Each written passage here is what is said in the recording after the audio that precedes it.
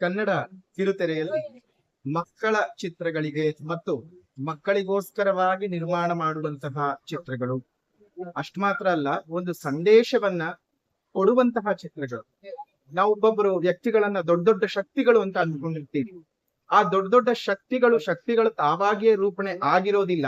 ಅದರ ಹಿಂದೆ ಪೂರಕವಾಗಿ ಅದೆಷ್ಟೋ ಜನರ ಜೀವನಗಳು ಅವ್ರಿಗೋಸ್ಕರ ಮುಡಿಪಾಗಿರುತ್ತೆ ಅನ್ನುವಂತಹ ಕಥೆಗಳು ನಮ್ಗೆ ಮರೆತೇ ಹೋಗಿರುತ್ತೆ.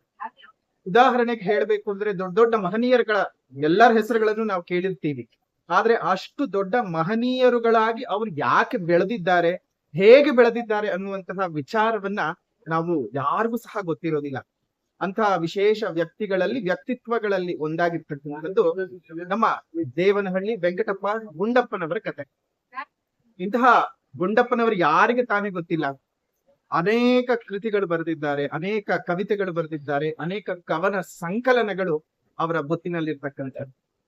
ಜೊತೆಗೆ ನಾವು ಸಹ ಅವರ ಬಹುದೊಡ್ಡದಾಗಿರ್ತಕ್ಕಂತಹ ಒಂದು ಕೃತಿ ಅನ್ಬೇಕು, ಕವನ ಅನ್ಬೇಕು, ಅಥವಾ ಸಮಾಜಕ್ಕೆ ಸಂದೇಶ ಕೊಡುವಂತಹ ಬೃಹತ್ ಹೊತ್ತಿಗೆ ಅನ್ಬೇಕು, ಇದುವರೆಗೂ ಸಹ ಅದಕ್ಕೆ ಹೆಸರನ್ನೋದನ್ನ ಯಾರು ಇಡೋಕ್ ಸಾಧ್ಯ ಆಗ್ತಾ ಇಲ್ಲ.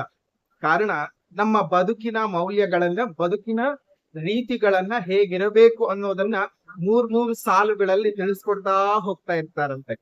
ಅದೇ ಮಂಕುತಿಮ್ಮನ ಕಗ್ಗ. ಮಂಕುತಿಮ್ಮನ ಕಗ್ಗ ಯಾರಿಗೆ ತಾನೇ ಗೊತ್ತಿಲ್ಲ ಕರ್ನಾಟಕದಲ್ಲಿ ಮತ್ತು ಕನ್ನಡಿಗರಿಗೆ. ಅದರಲ್ಲೂ ನಮ್ಮ ಕಾರ್ಯಕ್ರಮದಲ್ಲಂತೂ ನಾವು ಪ್ರತಿ ಬಾರಿ ಹೇಳ್ತಾನೆ ಇರ್ತೀವಿ ಮಂಕುತಿಮ್ಮನ ಕಗ್ಗದ ಬಗ್ಗೆ. ಮಂಕುತಿಮ್ಮನ ಕಗ್ಗ ಹೇಳದೇ ಇರುವಂತಹ ಸಂಚಿಕೆಗಳು ತುಂಬಾ ವಿರಳ. ಯಾಕಂದ್ರೆ ನಮ್ ಜೀವನವನ್ನ ರೂಪಣೆ ಮಾಡ್ಕೊಳ್ಳೋದಕ್ಕೆ ಸಾಧ್ಯ ಆಗುವಂತಹದ್ದೇ ಈ ಒಂದು ಮೂರ್ ಸಾಲುಗಳಲ್ಲಿ ಇರುವಂತದ್ದು. ಅಂತಹ ಸಾಲುಗಳು ಉತ್ಪತ್ತಿ ಆಗಿದ್ದಾದ್ರೂ ಹೇಗೆ ಬಂತು ಮಂಕುತಿಮ್ಮನ ಕಗ್ಗ ಅನ್ನುವಂತಹ ವಿಶೇಷವಾದ ಮಾಹಿತಿ ಇರುವಂತಹ ಈ ಒಂದು ಚಿತ್ರ ಸದಭಿರುಚಿಯ ಚಿತ್ರ. ಮಕ್ಕಳಿಗಾಗಿ ಮಾತ್ರ ಅಲ್ಲ, ಎಲ್ಲರೂ ಸಹ ತಿಳ್ಕೊಬೇಕಾಗಿತ್ತು. ಕೇವಲ ನಾವು ಗುಂಡಪ್ಪನವ್ರನ್ನ ಮಾತ್ರ ಇವತ್ತು ನೆನಪಿಸ್ಕೊಳ್ತಾ ಇದ್ದೀವಿ. ಆದ್ರೆ ಅವರ ತಂದೆ ತಾಯಿಗಳೇನಾಗಿದ್ವು, ಅವ್ರ ಮಾವ ಎಷ್ಟು ಇನ್ನು ಆ ಗುಂಡಪ್ಪನವರು ದೊಡ್ಡ ಶಕ್ತಿಯಾಗಿ ಬೆಳೆಯೋದಕ್ಕೆ ಅವ್ರ ಮಾವ ಆದಂತಹ ತಿಮ್ಮಣ್ಣ ಮೇಷ್ಟ್ರು ಯಾವ ರೀತಿಯಾಗಿ ಅವ್ರಿಗೆ ನೆರವಾಗಿದ್ರು ಅನ್ನೋದನ್ನ ಈ ಸಿನಿಮಾ ಮುಖಾಂತರವಾಗಿ ತಿಳ್ಕೊಳ್ಬಹುದು. ಇದು ನೈಜ ಘಟನೆ ಆಧಾರಿತ ಚಿತ್ರ.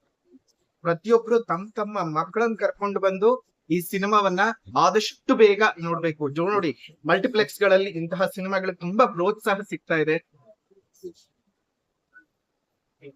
ತುಂಬಾ ಪ್ರೋತ್ಸಾಹ ಸಿಗ್ತಿದೆ. ನೀವು ಸಹ ಬರಬೇಕು, ನಿಮ್ಮ ಮಕ್ಕಳನ್ನು ಸಹ ಕರ್ಕೊಂಡು ಬನ್ನಿ.